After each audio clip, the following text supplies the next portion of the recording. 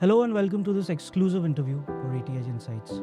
And with me today is Sumit Rai, who's the MD and CEO at Edelweiss Life Insurance. Sumit, welcome to ATH Insights. Thank you for having me here. Let's zero in on insurance. It's all about protecting people's future. How is AI reshaping insurance today? So, if you look at the nature of a business, we typically deal in very large data sets, right? Insurance is about taking a large number of lives and then predicting things like mortality, predicting things like average longevity and so on and so forth, and then creating a proposition that is attractive to the consumer. Now, anytime you have large data sets, and while insurance has been doing this for a very long time, I think what AI does is could impact us in three different ways. One is in modeling and making this data better, right? Now, as an industry, we've been accumulating data on human longevity for close to 200, 250 years, right? So, for the older companies, there's a huge data set that people are sitting on, right? How do you fully leverage the data set using AI to create more insights and therefore more focused and targeted product outcomes for the customer? So I think that's one part of the equation. The second part of the equation is in transactions. Customer service, for example. How do we create more efficiency and better outcomes in customer service using AI, using, let's say, agentic AI and stuff like that? The third bit is the one which is a completely new use case, which has so far in all the various tools, and over the years there have been other tools like we've used, machine learning. Insurance has been one of the big proponents. Analytical models, insurance has been one of the big proponents. We've been at the vanguard of some of these big changes that have happened in how data is looked at. But a big change that could happen as we go forward is how insurance is distributed. The insurance distribution hasn't changed for 200, 250 years. Okay. There have been innovations that have happened, so online has happened and so on and so forth. But the fundamental nature of insurance distribution continues to be human being to human being, face to face. That is an area where I think significant changes could occur in the next 5 to 10 years. That, were it to happen, and I do think it will happen, will change the nature of the business significantly, will change the economics of the business significantly, and will also, I would say, help companies become a lot more effective in how they sell to customers, how they manage customer expectations, and how they create based on each single interaction. Because the other advantage with AI is every time you create an interaction, you have full track recording, you're creating new data, right? So each interaction by itself is a data source for improving future interactions. So I think the whole process of sales over insurance can change significantly. So I think between how we model data, how we leverage data, how we service customers, and how we acquire customers, I think AI will have a very significant impact as we move ahead. Right. Interesting. Now, given how important personalized experience is in this whole equation, how do you see AI adding to this conversation? Over a period of time, I see that personalization will be one of the big advantages that will accrue out of AI. And again, across the entire spectrum of the things that we do with customers. So let's take a look at products first. We are in the age of the long tail. 20 years ago, you went to a store, you got maybe 20 SKUs of a particular kind of product and you chose between them. Today, you go online and you get maybe 2,000 SKUs of the same, or 2,000 variants of the same kind of product, and very, very niche use cases and products serving those, which you would never find in a store earlier. You would have to go and get customized.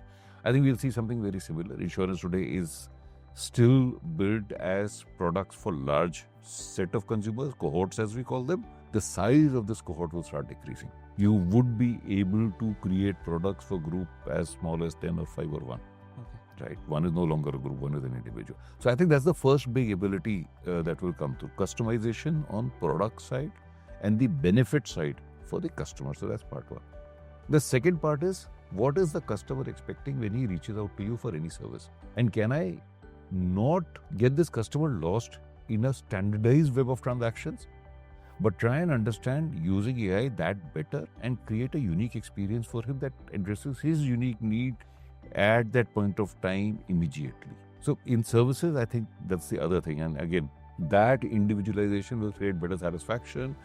How that helps is that if you're better satisfied with with what you have and your transactions. You stay longer with the company. You buy more with the company, and so on and so forth. And the third bit is, like I said, when it comes to distribution, your ability to identify and tag each transaction, your ability to pick insights from each transaction and say, if I meet a customer like Jagjit, what does Jagjit think like? And by the way, as I'm talking, I'm realizing, you know what? I've met 15 other people like Jagjit over the past, and I'm seeing these 3 things which are important for Jagjit. Let me address those before I do anything else, because there might be 30 that might matter. But for Jagjit and people like Jagjit, we realize 3 things matter more than anything else. That kind of customization, that kind of individualization is something that we've never seen in our business. And that again has the potential to make it much more targeted, much more focused on your need. And when you couple it with the fact that I have the ability to create a product for one at the back end because of this, we could actually have a productless universe. Okay. It is each customer's need being met. It's not a product that I'm selling. I'm meeting a need, and I'm making sure that I give you a solution that is absolutely the right fit for your need. So that is where I see the big changes happening.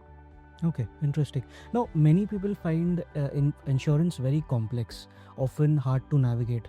How is technology and perhaps even AI addressing transparency in this conversation? Again, and I'll just go back to what I said. If I knew that these are the 3 things that are important to Jagjit, this is what matters to him, this is why he's looking to buy insurance, then I will focus on those 3. The rest of it is complex legally, that doesn't really matter to you, right? What are you buying? You're buying benefit.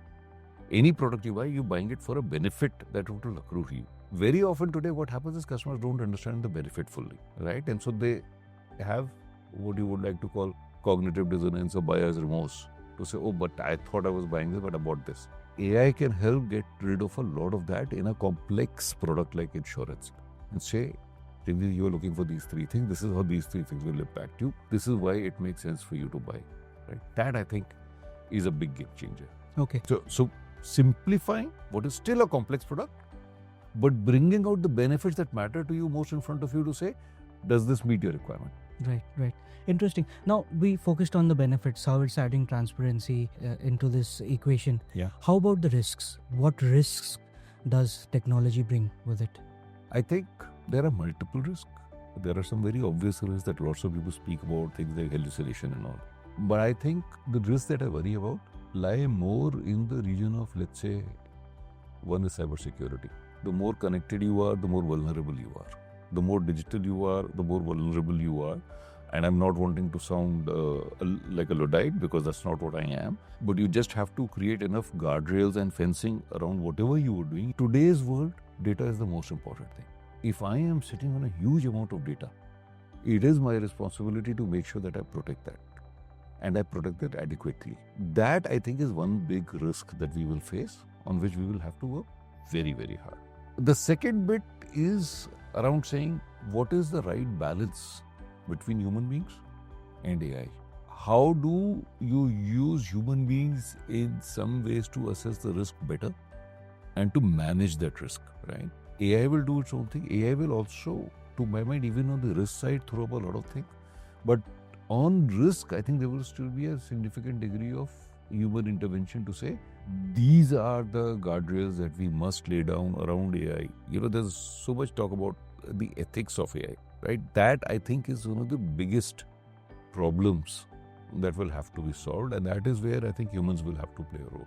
So that is what I see as some of the challenges that we'll have to work on. Right. Now, given that trust is at the heart of insurance, how does this change the equation for balancing innovation, particularly when it comes to your role? How do you balance innovation on one hand and then maintain that need to be extremely reliable and robust and a reliable partner in such times? Actually, I believe AI, when fully evolved and deployed fully, will do more than anything else that we've seen in the last 50 or 100 years in terms of meeting that requirement. How do you use AI to create innovative products, innovative services, and so on? And then how do you also use AI to control all of this, right? So that it doesn't go out of control. So in a lot of ways, I think what we will see over the next few years, hard to put an exact timeline to it. I think it's still a field that is evolving very, very quickly. But over the next few years, my guess is you will see AI deployed across multiple functions, AI deployed in creation as well as control. And I think the key trick would be in managing this balance between creation and control and having enough insights into what kind of guardrails you need on each Okay. to be able to make this balance happen. Okay. Interesting. On that note, thank you so much for joining us today. My This pleasure. has been Thank you really for insightful. Thank you, Vijay.